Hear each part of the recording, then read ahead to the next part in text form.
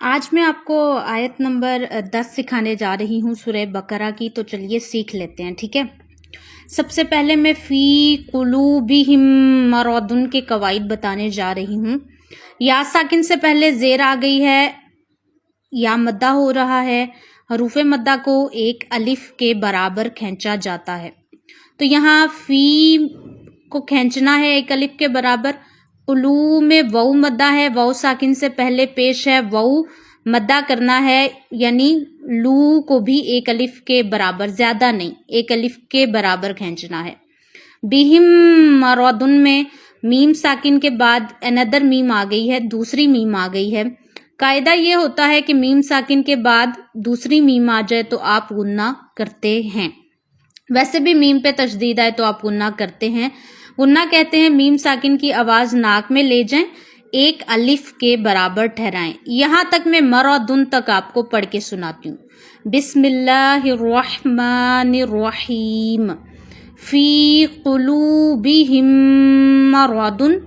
देखिए मैंने बिहिम मरदुन पढ़ा, बिहिम मरदुन नहीं पढ़ा।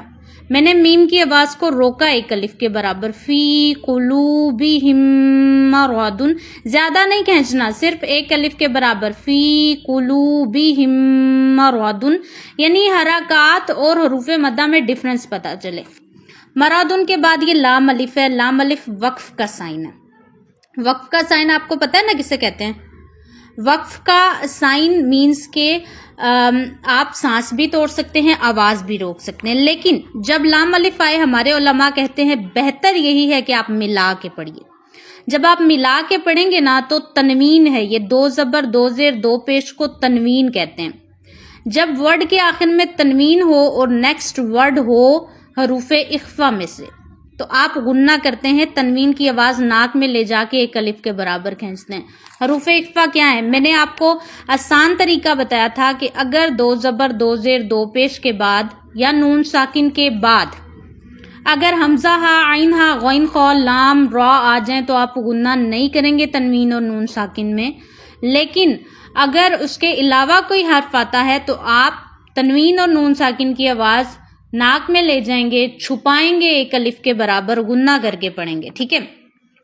अब मैं आपको पढ़ के दिखाती हूँ। अलिफ मद्दा भी करना है, अलिफ से पहले जबर है। कितने ज्यादा कायदे हैं, ठीक है। फी कुलूबिहिम मरदुन फज़ादहुमुल्लाह। अब हुमुल्लाह में अल्लाह के लाम को मोटा आपको सिखाने के लिए मैंने हुमुल्लाह पढ़ा है, वरना हुमुल्लाहु है, आप देख रहे हैं, ठीक है। हुमुल्लाहु क्योंकि मैंने वक्फ किया तो हुमुल्लाह पढ़ा है, ठीक है। अच्छा, तो अल्लाह के लाम को मोटा करना है क्योंकि उससे पहले मीम पे पेश है, और अल्लाह के लाम से पहले वाले वर्ड पे जबर या पेश आ जाए, अल्लाह के लाम को मोटा करते हैं। लाम पे खड़ा जबर है तो खड़ा जबर खड़ा जेर उल्टा पेश को भी हरूफ मद्दा की तरह एक अलिफ के बराबर खींचा जाता है। हा को दोनों जगह वाज़ेहा करना है, ठीक है।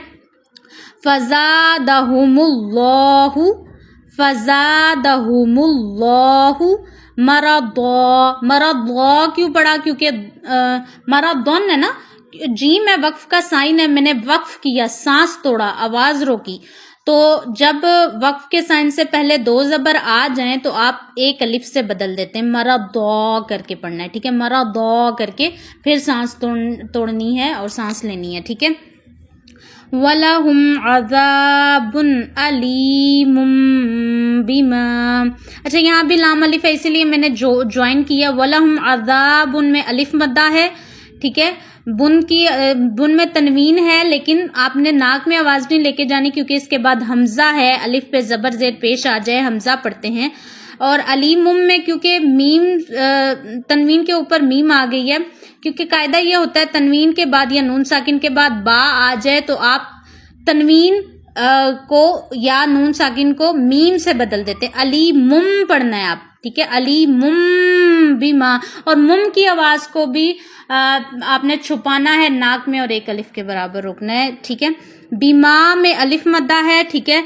کا نو میں الف مدہ واو مدہ ہے, الف سے پہلے زبر ہے, واو ساکن سے پہلے پیش ہے. کا نو پڑھنا ہے, دونوں کو برابر کا کھینچنا ہے, یہ نہیں کا نو ایک کو زیادہ کھینچ رہے ہیں ایک کو کم, نہیں, دونوں کو صرف الف کے برابر تھوڑا سا کھینچا جاتا ہے, اتنا لمبا نہیں. حرکات زبر زیر پیش اور حروف مدہ میں فرق ہو جائے اتنا کھینچا جاتا ہے. کا نو یکذبون. آپ دیکھیں میں نے یکذبون نہیں پڑھا, ایک تو زا نہیں میں نے اسے پڑھا, ایک تو میں نے کاف کو لوٹایا نہیں, یک نہیں پڑھا, یکذبون. کاف کو لوٹانا نہیں ہے, ہم جب ساکن حروف ہوتے ہیں انہیں لوٹاتے نہیں ہیں, یہ بہت بڑی غلطی کرتے ہیں ہم لوگ قرآن پاک پڑھتے وقت, اسے ٹھیک کریں. صرف حروف قلقلہ قاف طا با جیم دال لوٹائے جاتے ہیں, ٹھیک ہے.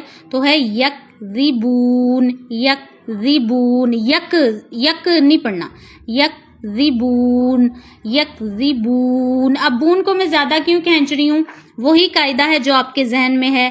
جب بھی یہ وقف کا گول دائرہ سائن آئے, وقف تام کہتے ہیں, جب آتا ہے آیت کمپلیٹ ہونے کا سائن ہوتا ہے, آپ سانس بھی توڑ دیں, آپ آواز بھی روک دیں, یہاں ٹھہرنا بہتر ہوتا ہے, ٹھیک ہے. تو اس سے پہلے اگر حروف مدہ آ جائیں تو دونوں کا ٹاکرا ہو جاتا ہے اور مد پیدا ہو جاتی ہے, اور اسے کہتے ہیں مد عارض, جسے 3 الف کے برابر کھینچا جاتا ہے. اب آپ قاعدے دیکھیے, فی قلوبہم مرض فزادہم اللہ مرضا وَلَهُمْ عَذَابٌ أَلِيمٌ بِمَا كَانُوا يَكْذِبُونَ. ٹھیک ہے, تو اس طرح سے آپ نے پڑھنا ہے. اور آپ سب سے یہ بھی ریکویسٹ ہے کہ میرے یوٹیوب چینل کو سبسکرائب کر دیں, مجھے آپ سب کے سپورٹ کی ضرورت ہے. اور ملتے ہیں اگلی ویڈیو میں.